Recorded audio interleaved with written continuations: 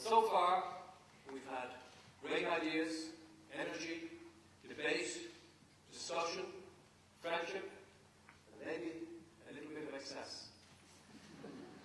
And it's not over yet.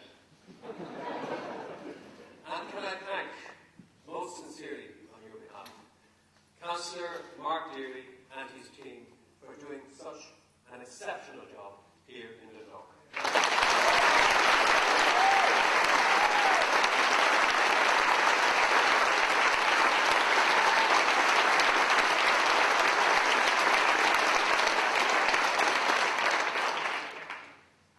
I know this is a very joyous occasion for the Green Party, but today we also received the news of the death of former President Patrick Hillery.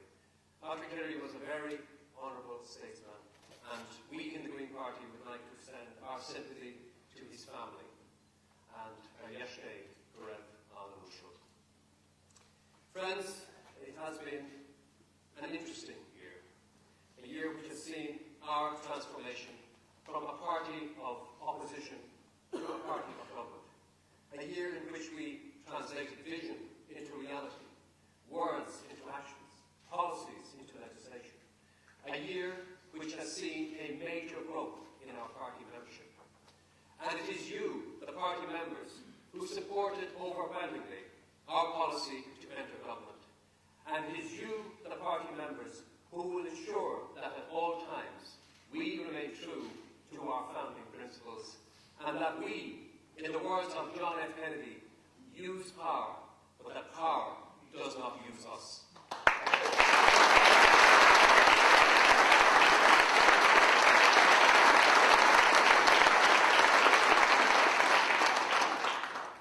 And there is one person who understands that better than most in the room tonight, a man of deep principle and unswerving integrity, a man to whom the Green Party owes a great debt of gratitude. He is my friend and former party leader, Minister for Food, Trevor Sargent.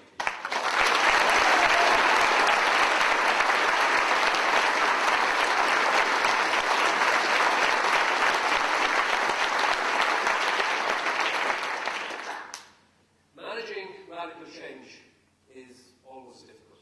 It brings with it challenges and understandable fears. The Green Party understands the nature of political power, its opportunities and its limitations. We knew and recognised honestly that we could never get everything we hoped for in government, but equally we knew that outside of government we could achieve nothing.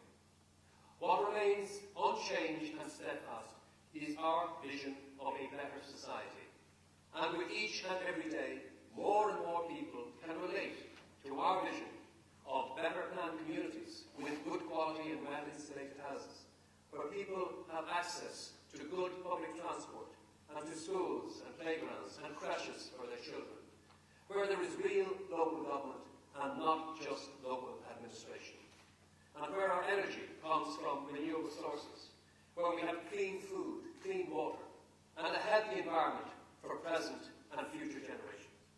It is a vision of hope and common sense from the party of common sense and hope, or as Amy Ryan put it today, a party with a purpose.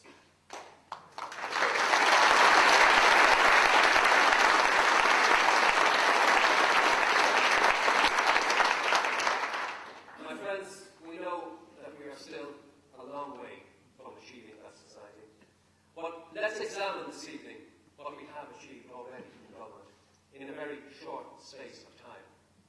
You all know that when we made that momentous decision to enter government, our primary motivation was a desire to tackle the defining issue of our age, climate change. We knew that all of the scientific evidence was now showing that we had a 10-year window of opportunity to stabilise CO2 emissions globally, and that this required a major policy shift, a change in attitude, a new way of political thinking, a new generosity, a new sense of partnership. We set up the Joint Oireachtas Committee on Climate Change, and we gave the chair of that committee to a member of the opposition. We appointed members of other opposition parties to key positions on state boards dealing with this issue because, frankly, these individuals were the best people for the job, and because climate change is far too important to play politics with.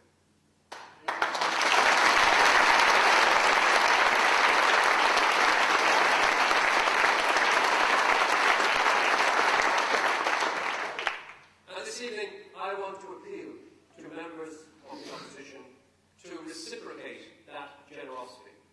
Put away the petty squabbling and the cheap shots, forget the negative nonsense, and come on board and work with us in the best interests of this country and our planet.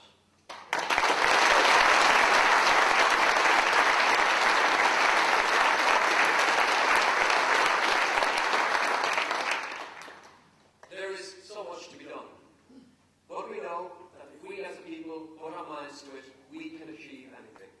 It means that as citizens, as workers, as employers and business people, as farmers, as voluntary organisations and NGOs, we all need to play our part. I believe that our system of social partnership offers the opportunity for a new cross-sectoral approach, complementing strong cross-party approach to tackle climate change. We need to empower environmental NGOs to become part of social partnership. And that is why, as Minister for the Environment, I trebled the funding for NGOs and made more money available for this specific purpose.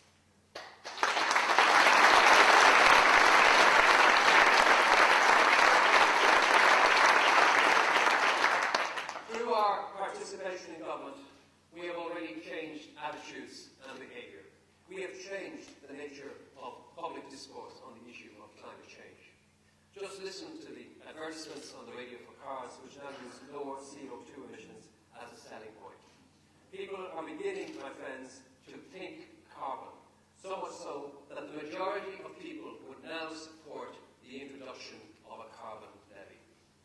The new awareness-raising campaign, the first ever of its kind, which I recently launched, has revealed that people in our society are beginning to understand that climate change is the biggest issue facing humanity. It is our task to persuade them that having the Green Party in government and in council chambers across the country is by far and away the best means of ensuring that energy security and climate change issues are effectively tackled. We acted promptly to introduce the country's first ever carbon budget and set up a special cabinet committee on climate change